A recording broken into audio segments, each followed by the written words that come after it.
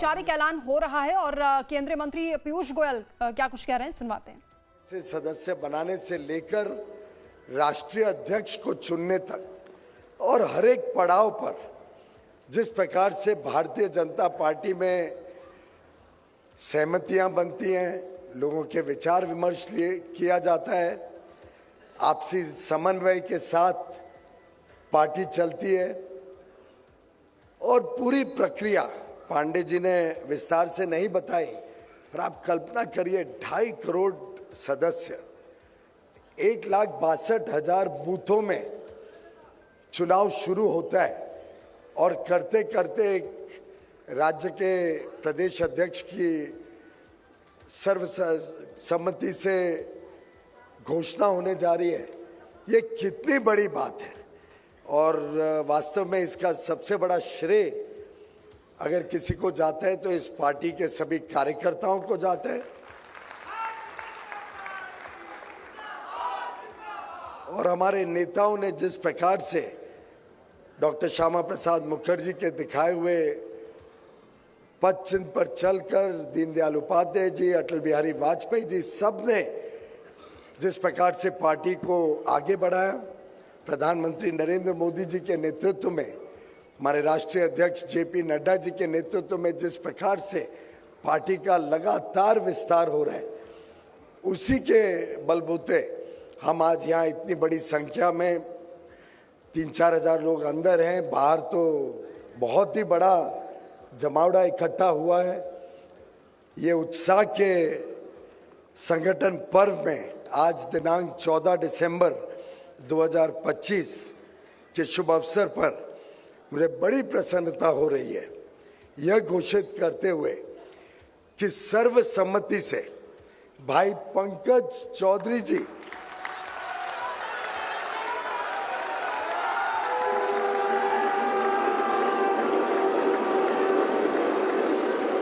भाई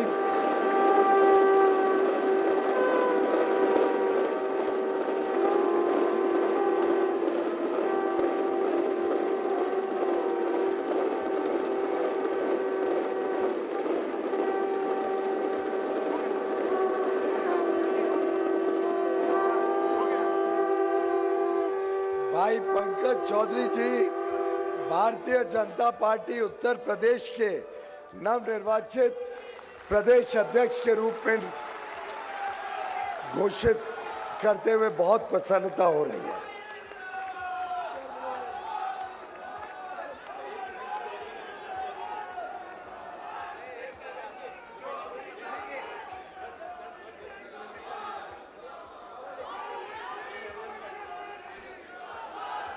मैं आग्रह करूंगा माननीय भूपेन्द्र चौधरी जी से कि भारतीय जनता पार्टी का ध्वज माननीय प्रदेश अध्यक्ष जी को सौंपेंगे। जोरदार तालियों के साथ बोलिए भारत माता की, भारत माता की। मैं बहुत बहुत धन्यवाद मित्रों। मैं ये भी घोषित करना चाहता हूं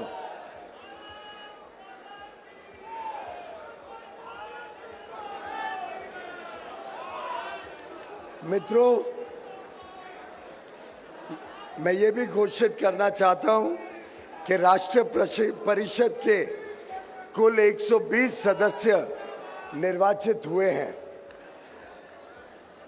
उन 120 राष्ट्रीय परिषद के सदस्यों के नाम सभी ना लेते हुए कुछ जो प्रमुख सदस्य उत्तर प्रदेश की शान, उत्तर प्रदेश का गौरव बढ़ाते हैं, ऐसे कुछ नाम मैं आपके सामने रखना चाहूँगा।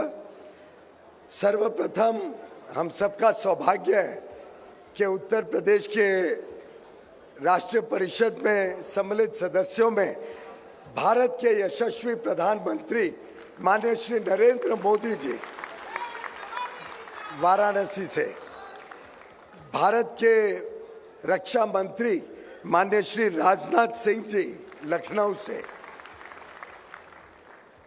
माननीय श्री मुख्यमंत्री श्री योगी आदित्यनाथ जी गोरखपुर से, माननीय श्री केशव प्रसाद मौर्य जी प्रयागराज से, माननीय श्री ब्रजेश पाठक जी उन्नाव से, मान्य श्री भूपेंद्र सिंह चौधरी जी संभल से, श्रीमती स्मृति ईरानी जी सुल्तानपुर से, डॉक्टर महेंद्र नाथ पांडे जी वाराणसी से, श्री सूर्य प्रताप शाही जी सलेमपुर से, श्री स्वतंत्र देव सिंह जी बांदा से, डॉक्टर रमापति राम त्रिपाठी जी गोरखपुर से। शेष सूची प्रकाशित की जाएगी और सभी माननीय राष्ट्रीय परिषद के सदस्यों को और हमारे नए प्रदेश अध्यक्ष माननीय पंकज चौधरी जी को दिल की गहराइयों से मैं अपनी बधाई देता हूं। बहुत बहुत धन्यवाद।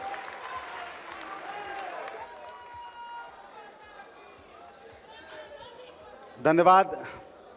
मैं इस अवसर पर आग्रह करूंगा, पार्टी की परंपरा के अनुसार अपने केंद्रीय चुनाव अधिकारी आदरणीय पीयूष गोयल जी से कि माननीय नवनिर्वाचित प्रदेश अध्यक्ष जी को प्रमाण पत्र देंगे।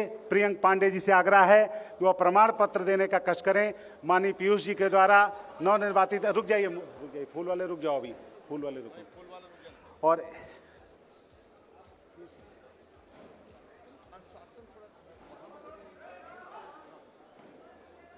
प्रमाण पत्र भारतीय जनता पार्टी के निर्वाचित अध्यक्ष के रूप में माननीय पीयूष गोयल जी के द्वारा दिया जा रहा है। बोले भारत माता की। इस अवसर पर मैं आग्रह करूंगा, माननीय मुख्यमंत्री जी आदरणीय पीयूष गोयल जी, आदरणीय उप मुख्यमंत्री आदरणीय के लक्ष्मण जी, आदरणीय प्रदेश अध्यक्ष भूपेंद्र चौधरी जी, सभी मंचस्थ से कि माननीय नवनिर्वाचित प्रदेश अध्यक्ष जी का स्वागत करेंगे। नवनिर्वाचित माननीय प्रदेश अध्यक्ष जी का स्वागत करेंगे। आदरणीय उप मुख्यमंत्री, माननीय स्वागत हो रहा उप मुख्यमंत्री जरा। भारत माता की, भारत माता की, वंदे वंदे। मंचस्थ अतिथियों के द्वारा माननीय मुख्यमंत्री, माननीय नवनिर्वाचित प्रदेश अध्यक्ष जी का स्वागत। आदरणीय केशव जी, आदरणीय ब्रजेश पाठक जी, आदरणीय के लक्ष्मण जी, आदरणीय भूपेंद्र चौधरी जी, आदरणीय राधा मोहन दास जी, आदरणीय अरुण सिंह जी, आदरणीय लक्ष्मीकांत वाजपेयी जी, आदरणीय रेखा वर्मा जी, आदरणीय तारिक मंसूर जी, आदरणीय डॉक्टर रमापत राम त्रिपाठी जी, आदरणीय सुरेंद्र सिंह जी, आदरणीय सूर्य प्रताप शाही जी, आदरणीय स्वतंत्र जी के द्वारा स्वागत अभिनंदन किया जाना है। सभी से आग्रह है कि माननीय नवनिर्वाचित प्रदेश अध्यक्ष जी का पुष्प गुच्छ दे करके इस अवसर पर स्वागत करें और हम सब लोग ताली बजा करके अभिनंदन करें। तालियों की गड़गड़ाहट से अभिनंदन होता रहे। तालियों की गड़गड़ाहट बंद नहीं होनी चाहिए जब तक स्वागत होता रहे। नीचे से और ऊपर तक सभी से आग्रह है कि तालियों की, एक बार जरा सब लोग अपने स्थान पर खड़े होकर के माननीय नवनिर्वाचित प्रदेश अध्यक्ष जी का हम सब लोग स्वागत अभिनंदन करेंगे। बोलिए भारत माता की, भारत माता की, भारत माता की, वंदे वंदे। नरेंद्र मोदी जिंदाबाद, नरेंद्र मोदी जिंदाबाद, पंकज चौधरी योगी आदित्यनाथ जिंदाबाद। भारत माता की, भारत माता की, वंदे वंदे वंदे वंदे। भारत माता की, भारत माता की, वंदे वंदे। मैं आग्रह करूंगा आप सब। तो यूपी के नए बीजेपी अध्यक्ष पंकज चौधरी बन गए, उनके नाम का औपचारिक ऐलान हो गया है और हमारे साथ खास मेहमान भी लगातार जुड़े हैं, उनसे हम चर्चा कर रहे हैं। राकेश जी, ये तस्वीरें जोश उत्साह दिखाती हैं पार्टी का, संगठन का, लेकिन एक बड़ी जिम्मेदारी होगी क्योंकि अब यूपी बीजेपी की जो ध्वजा है वो पंकज चौधरी को सौंप दी गई है। जी, जिम्मेदारी बड़ी है। भारतीय जनता पार्टी के कार्यकर्ताओं का जो उत्साह दिख रहा था, उसके पीछे भारतीय जनता पार्टी के निरंतर संगठन में बने रहने की प्रवृत्ति है। 2014 के बाद से जी भारतीय जनता पार्टी निरंतर चुनाव के मोड में रहती है। जो भी होता है बड़े पैमाने पर एक इवेंट के रूप में उसको प्रसारित करते हैं, उस पर चर्चा होती है। जी। जैसे प्रदेश अध्यक्ष के रूप में पंकज चौधरी जी के निर्वाचन से पहले 2-3 महीने, 4 महीने, 5 महीने से ये चर्चा चल रही है, तमाम कयासबाजी चल रही है, ये नाम वो नाम, ये नाम वो नाम, और पंकज चौधरी का नाम एकदम आखिर में आता है। बिल्कुल। इतने सारे लोगों की चर्चाओं के बीच पंकज चौधरी का नाम एकदम आखिर में आता है और 2-4 दिन में सब सेटल हो जाता है। हाँ। पंकज जी को चुनने के पीछे मेरी समझ से, जो मेरा अपना आकलन है, उनको चुना क्यों गया, वो सबसे बड़ी ताकत उनकी ये है कि वो इतने बड़े नेता होने के बावजूद बहुत महत्वाकांक्षी नहीं। किसी खेमे के हो आप एकदम से नहीं कह सकते। लोग अपने अपने तरीके से कयास लगा रहे हैं कि ये शाह के करीब हैं, कि राजनाथ सिंह जी के करीब है कि मोदी जी, योगी जी के अच्छे समीकरण है, सब कयासबाजी कर रहे हैं जी। और ऐसे लोगों से मतदाता और जनता अपने आप को आसानी से जोड़ पाती है, जिसका कोई रंग चटक जाहिर ना हो। जी। एक बात तो ये है। अच्छा, दूसरी चीज ये है कि पूर्वांचल से क्यों चुना गया। एक बात तो पहले हो चुकी है कि ओबीसी की जातियों में यादवों के बाद सबसे ताकतवर जाति कुर्मियों की, जो खेती में भी है, व्यवसाय में भी है, शिक्षा और पढ़ाई लिखाई में भी मजबूत ताकत है, लेकिन इनकी अपनी कोई एक नेता हो उत्तर प्रदेश में, कुर्मी नेता, ऐसा नहीं, जैसा कि अन्य तमाम जातियों में है जी। तो इसलिए पंकज चौधरी को इन्होंने सेफ मतलब सेफ नेता चुना, जिसके हाथ में पार्टी की कमान प्रदेश में थमाई जा सकती है। बिल्कुल। दिलीप जी, एक सेफ नेता चुना है, ये राकेश जी कह रहे हैं कि एक सरकार और संगठन के तालमेल के साथ साथ भविष्य भी देखा जाता है, महत्वाकांक्षा कितनी है एक नेता में, उसका अपना व्यक्तित्व क्या है यहाँ पर, क्योंकि कहा जा रहा है कि बड़े ही विनम्र और सरल स्वभाव के हैं, जमीन से जुड़े हुए हैं, लोगों से संपर्क में रहते हैं, ये भी एक माइलेज मिला है उनको। दिलीप जी, देखिए, जो बात वो कह रहे हैं उसमें काफ़ी हद तक ऐसी चीज़ें हैं जिसको आप कह सकते हैं, लेकिन प्रधानमंत्री के करीबी हैं, अमित शाह के करीबी हैं, ये तो सब जानते हैं कि उनके करीबी हैं। ये भी बात सत्य है कि वो महाराजगंज से महत्वाकांक्षा के बारे में ऑलरेडी वो MOS भारत देश के एक वित्त मंत्रालय में वो हैं, MOS मंत्रालय में हैं, 7 बार सांसद रह चुके हैं। उनकी शुरुआत जो है पार्षद से शुरुआत हुई और पार्लियामेंट तक की उनकी लंबी यात्रा रही है, तो बहुत सारी चीज़ें हैं जो उनके पक्ष में हैं।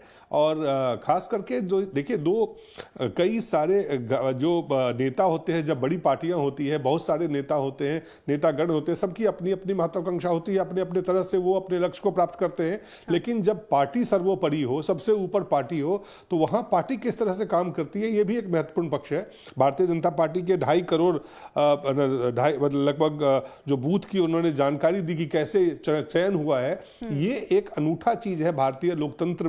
किसी पार्टी के आंतरिक लोकतंत्र में आज भी अगर पार्टी में अगर आंतरिक लोकतंत्र बचा हुआ है तो बीजेपी में है। उसका एक फायदा अगर पार्टी को नहीं मिले तो पार्टी को क्या फायदा है उस लोकतांत्रिक मूल्यों का। तो एक तो लोकतांत्रिक तरीके से आप अपने अध्यक्ष को लाते हैं, चुनते हैं, ये प्रक्रिया सतत चलती रहती है, थोड़ा समय भी लगता है। तो इसका जो दूसरा पक्ष है वो ज्यादा महत्वपूर्ण है। जो पहला पक्ष पांडे जी बता रहे थे वो सत्य है, उसमें कुछ बातें ऐसे मानी जाती है कि आप किसके करीब हैं, लेकिन बाकी चीजें जो उन्होंने कहा, लेकिन जो मुझे लगता है जो सबसे अहम बातें हैं कि आप चुनावी मोड में हैं, चुनावी मोड में रहते हुए आप चीजों को अपनी चुनौतियों से लड़ने के लिए तैयारी करते रहते हैं और चुनाव जीतते रहते हैं।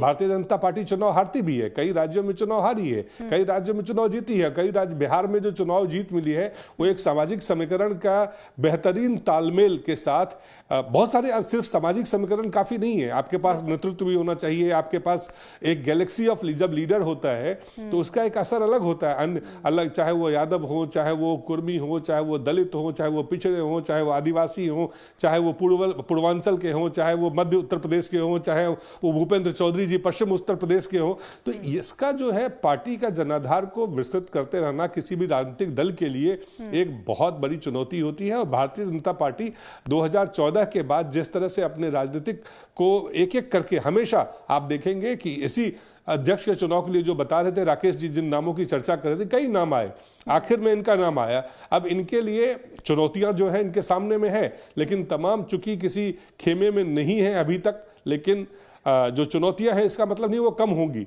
चाहे एंटी इनकम्बेंसी हो, चाहे बाकी चीजें हो। तो मुझे लगता है कि सबसे पहली बात जो उनके लिए है कि जो कुर्मी जाति है, जो 7.5% का 8% का जो वोटर का जो जनाधार है, उसको कैसे पार्टी के साथ जोड़े, किस तरह से उसको आगे लाए, साथ ही साथ पार्टी में तालमेल, सरकार और पार्टी के बीच में तालमेल कैसे बेहतर बिठाए, साथ साथ पार्टी के जो कार्यकर्ता है, करोड़ों कार्यकर्ता है, उनके ऊर्जा को कैसे चैनलाइज करें कि डबल इंजन की सरकार की जो उपलब्धि है, जो आम लोगों को फायदा हुआ है, उस फायदे को कैसे बताएं और कैसे उसको प्रभाव कर अब क्षेत्र में लगातार बनाए रखें और वोट के मतदान के दिन तक उसको वोटर के लिए, पार्टी के लिए वोट करें, वहां तक आप उसको सुनिश्चित करें। तो इसकी शुरुआत, चुनौतियों की शुरुआत हो रही है। कोई भी पद जब मिलता है आपको इस तरह का, वो ताज नहीं होता है, वो एक आपके लिए चुनौतियां, अगर जो लोग काम करते हैं उनके लिए चुनौती होता है। अमित शाह और नरेंद्र मोदी ने इस बात को साबित किया है कि ये वही पार्टी है, वही संगठन है, लेकिन उन्होंने लगातार जिस तरह से काम किया है, या योगी जी डबल इंजन की जो सरकार कहते हैं हम, आप देखिए योगी और मोदी की जो सरकार है वो किस तरह से चलती है, लगातार दोनों सक्रिय रहते हैं, जमीन पे रहते हैं, तो उसका नतीजा आपको मिलता है। तो ये पार्टी की सक्रियता, सरकार की सक्रियता और दोनों के बीच का तालमेल को बेहतर करते हुए आगे की चुनौतियों से लड़ना, ये एक महत्वपूर्ण पक्ष है। और ये इस पूरे बीजेपी ऐसी पार्टी है जिसमें कहा जाता है कि कार्यकर्ता मुख्यमंत्री भी बन सकता है, कार्यकर्ता प्रधानमंत्री भी बन सकता है, कार्यकर्ता का संघर्ष उसे आगे लेकर जाता है, और जमीन से जुड़ा होना ये अपने आप में उसके लिए एडवांटेज हो जाता है। और आपने भी कहा कि इम्तिहान अब पंकज चौधरी का शुरू हो गया। मुझे लगता है कि जैसे ही उन्होंने पार्टी का झंडा उठाया होगा, इस जिम्मेदारी को वो समझ गए होंगे, एक्सपेक्टेशंस बहुत ज्यादा है उनसे। धीरज हमारे साथ जुड़े हैं। धीरज, कैसा उत्साह अभी आप देख पा रहे हैं, क्योंकि औपचारिक ऐलान अब पंकज चौधरी के नाम का हो गया है, क्या कह रहे हैं उनके समर्थक और कार्यकर्ता जो यहाँ पर मौजूद हैं?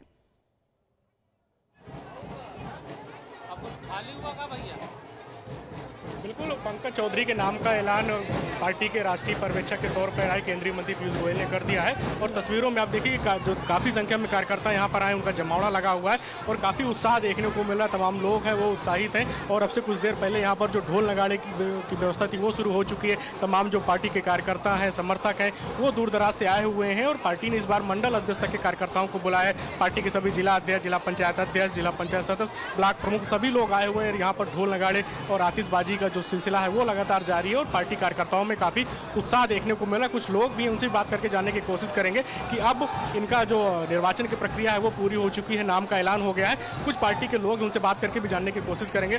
कितना उत्साहित है आप लोग? अब तो नाम का ऐलान भी हो चुका है और ढोल नगाड़े आतिशबाजी बजे। कितना उत्साह है 2027 के विधानसभा चुनाव से पहले? ये संगठन पर्व में आज जो उत्साह आप देख रहे हैं, महिलाओं की संख्या कितनी भारी संख्या में लोग आए हुए हैं।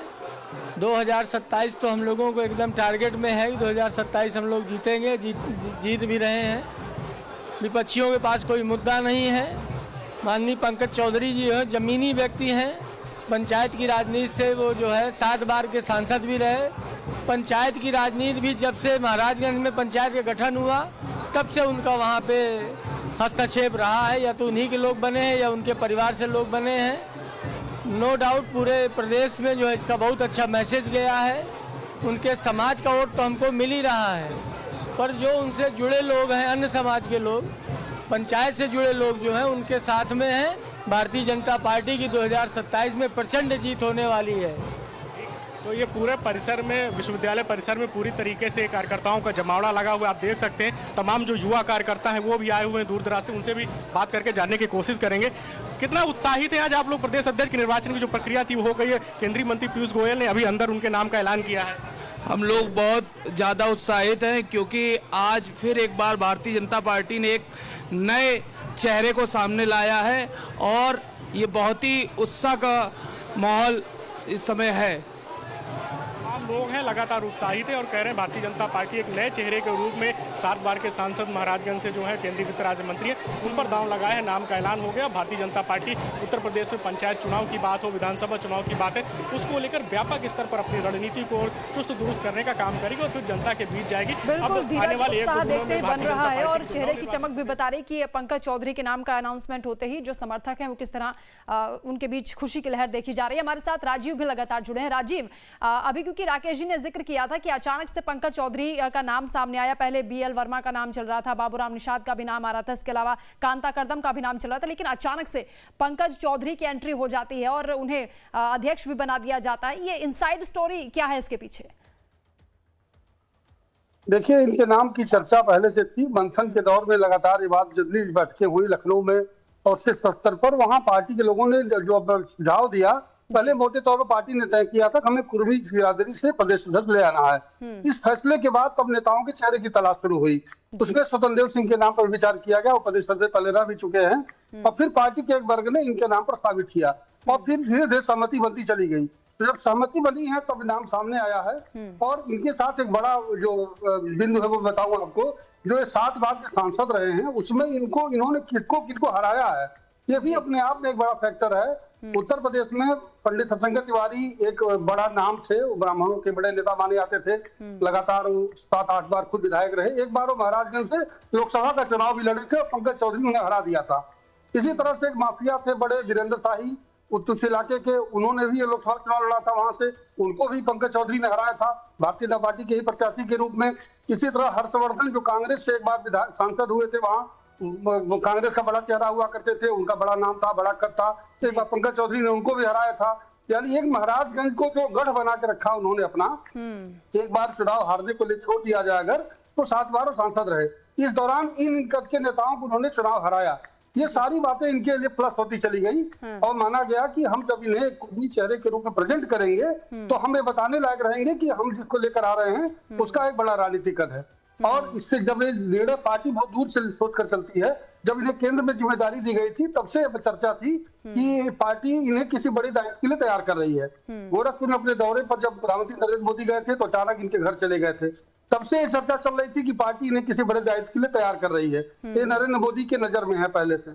इन सारी चीजों को देखा जाए अगर कोइंसिडेंस जोड़ते हुए, तो इनके नाम पर सहमति बनती हुई दिखी और अंततः पार्टी ने इनके नाम पर विचार किया और आज हम लोग देख रहे हैं कि औपचारिक तौर पर इनके नाम का ऐलान भी कर दिया गया है और पार्टी की उत्तर प्रदेश भाजपा की कमान भी इनको सौंप दी गई है। बिल्कुल दिलीप जी, जैसा कि अभी राजीव बता रहे हैं कि पूरा जो खाका था वो इसी तरीके से तैयार हो रहा था कि कुर्मी समाज को ही फोकस में रखना है, मध्य में रखते हुए एक नाम सामने आना था और पंकज चौधरी का नाम सामने आता है। पूरे उत्तर प्रदेश में क्योंकि लोकसभा इलेक्शन 2024 के दौरान देखा गया कि जो कुर्मी समाज है वो शिफ्ट हुआ समाजवादी पार्टी की तरफ। 37 में से 7 सीटें कुर्मी जाति की थी जो समाजवादी पार्टी को मिली। क्या यही वजह थी कि एक ऐसा चेहरा बीजेपी को चाहिए था, संगठन को चाहिए था?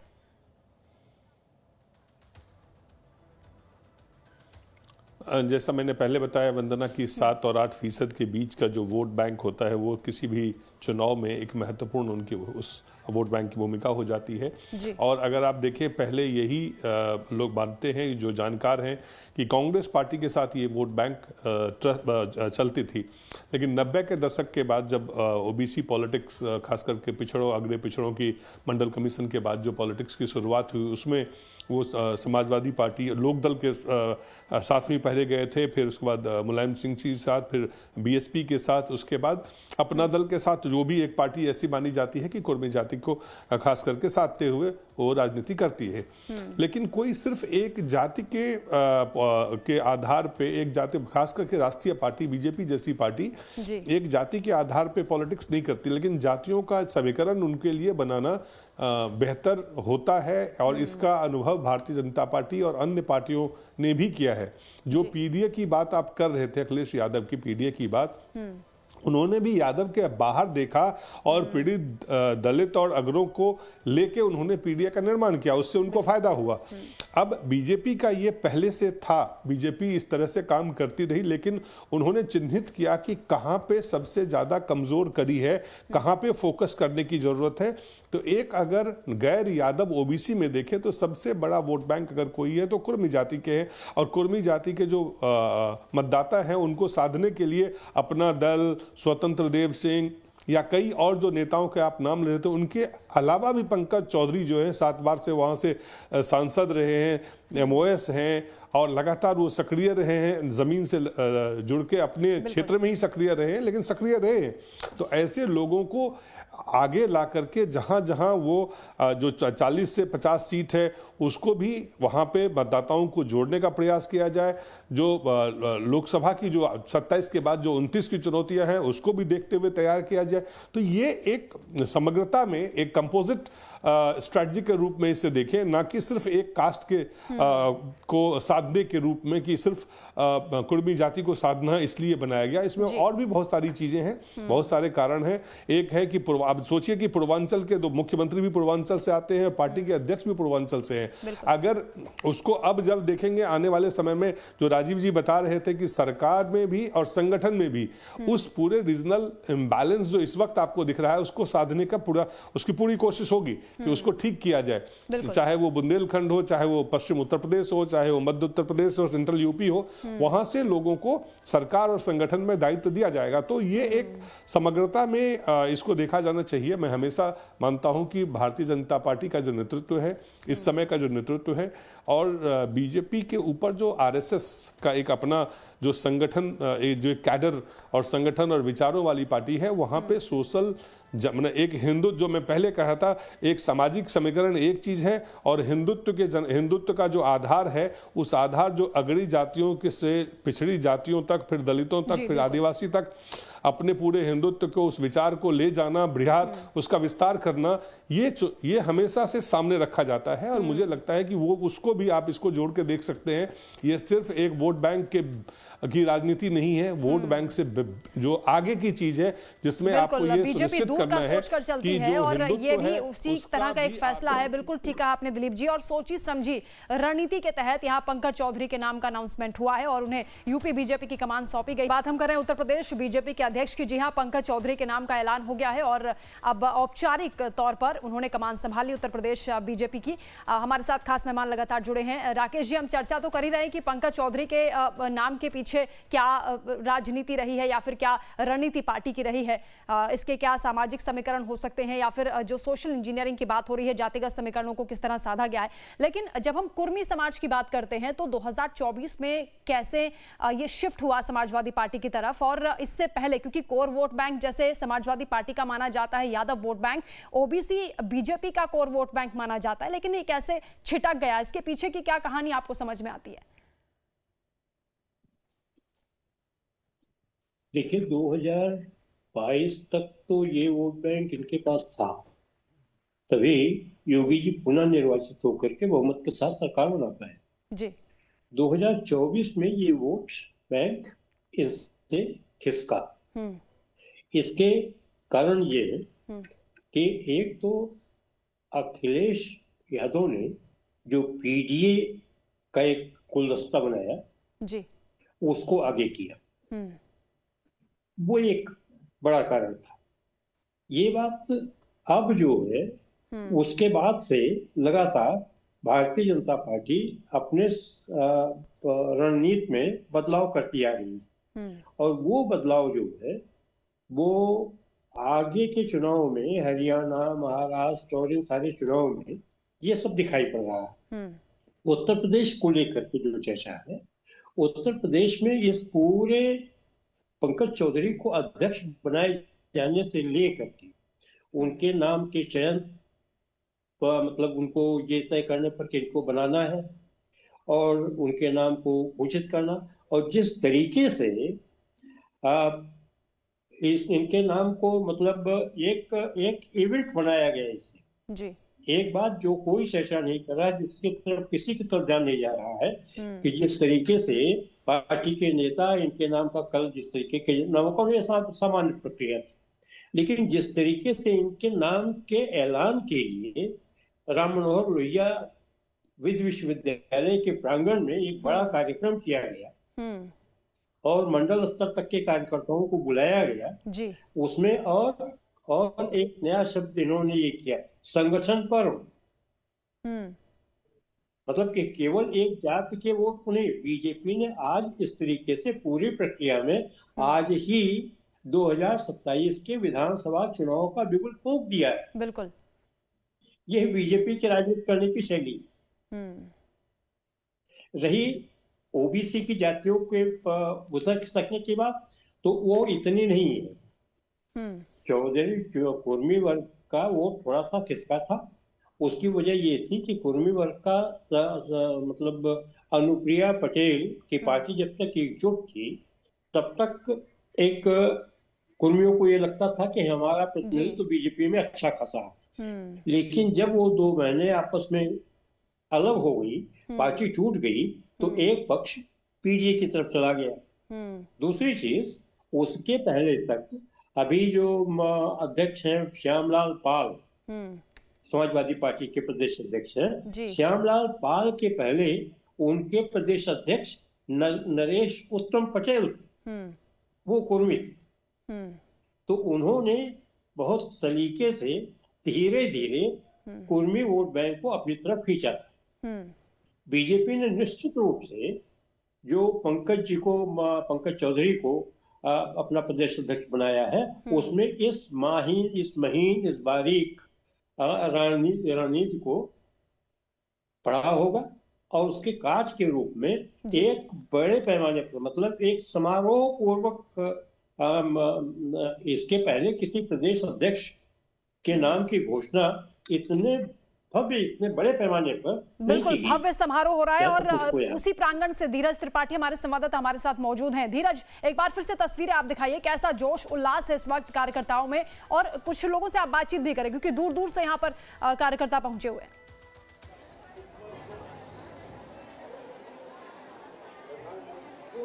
हाँ बिल्कुल, देखिए प्रदेश अध्यक्ष के निर्वाचन की जो पूरी प्रक्रिया है वो हो चुकी है। केंद्रीय मंत्री पीयूष गोयल की तरफ से आधिकारिक तौर पर पंकज चौधरी के नाम का ऐलान कर दिया गया है और पंकज चौधरी का स्वागत हुआ है और वो उन्होंने मुख्यमंत्री योगी आदित्यनाथ के पैर छू के आशीर्वाद लिया। और यहाँ तस्वीरों में देखिए काफ़ी संख्या में जो कार्यकर्ता हैं वो पुष्प माला लेकर यहाँ पर इंतजार कर रहे हैं। आप तस्वीरों में देखिए कि किस प्रकार से कार्यकर्ता फूल माला लिए हुए, और पंकज चौधरी और तो तमाम बड़े लोग हैं वो यहाँ पर कार्यकर्ताओं के बीच में भी आएंगे और कार्यकर्ताओं की तरफ से उनका स्वागत अभिनंदन किया जाएगा। और यहाँ पर तमाम जो लोग हैं उनसे भी बात करके जानने की कोशिश करेंगे कि वो लोग कितना उत्साहित हैं। आप लोग कहाँ से आए हुए हैं, क्या कहना चाहेंगे?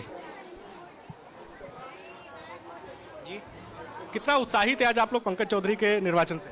जी, हम लोग बहुत ज़्यादा उत्साहित हैं।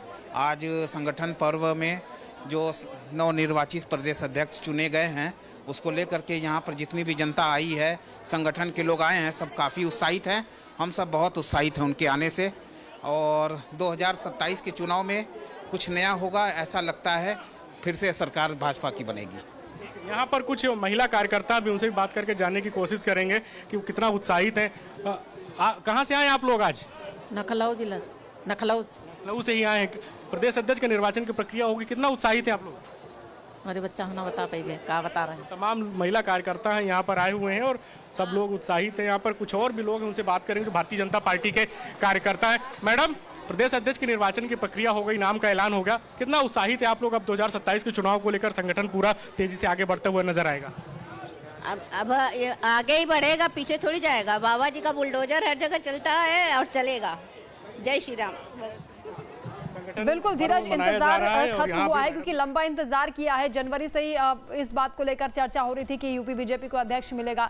हालांकि काफी वक्त लग गया, पहले उपचुनाव की वजह से, फिर बिहार चुनाव की वजह से। राजीव भी हमारे साथ लगातार जुड़े हैं। राजीव, लेकिन आखिरकार इंतजार आज जब खत्म हुआ है तो समर्थकों का जोश देखने को मिल रहा है और वो अभी से दावा कर रहे हैं कि 27 में जीत बीजेपी की होगी।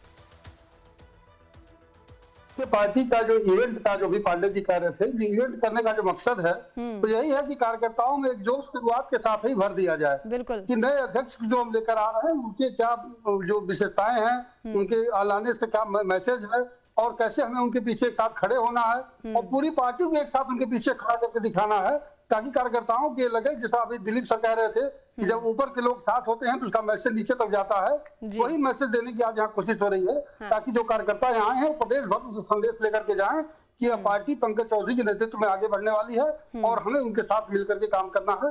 और 2027 का एक तरह से बिल्कुल फूकने जैसा ही है, ये इवेंट करने का पूरा मकसद ही यही था कि एक संदेश जाए, और खासकर जिस जाति वर्ग को की ताजपोशी की जा रही है प्रदेश अध्यक्ष की कमान सौंप करके, उसे भी अच्छा लगना चाहिए, एक सुखद अनुभव होना चाहिए कि हमारे जाति बिरादरी के नेता को, जो उत्तर प्रदेश में जातियों के समूह में ऐसी भावना होती है, तो उन्हें ये अच्छा लग रहा है कि आज हमारे दल के नेता को इस तरह से समारोह पूर्वक। बिल्कुल राजीव, और यही बात जो कार्यकर्ता है, समर्थक वो समझ भी गए हैं कि यहाँ शंखनाद हो गया है, तैयारी 2027 की शुरू हो गई है, और पार्टी ने जिस तरीके से पंकज चौधरी का चुनाव किया है, आने वाले वक्त में कई चुनौतियां उनके सामने होंगी, किस तरह से जिम्मेदारी को संभालेंगे और निभाएंगे।